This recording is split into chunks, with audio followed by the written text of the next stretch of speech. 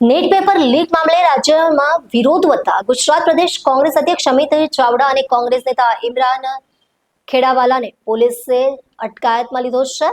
બંને નેતાઓ આજે રાજ્યકક્ષાનું ધરણા પ્રદર્શન કરી રહ્યા હતા, ત્યારે પોલીસે તેમની ઈરાણી ચોકી નજીકથી ઉઠાવી લીધા હતા.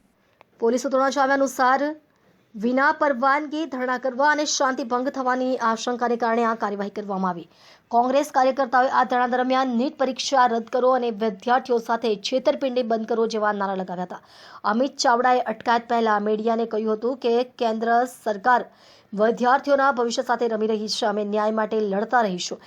જ્યારે ઇમરાન ખેડાવાલાએ પણ આ મુદ્દે કેન્દ્ર સરકાર પર તીવ્ર પ્રહાર કર્યા હતા. અટકાયત બાદ બંને નેતાઓએ નજીકના પોલીસ સ્ટેશન લઈ જવામાં આવ્યા હતા.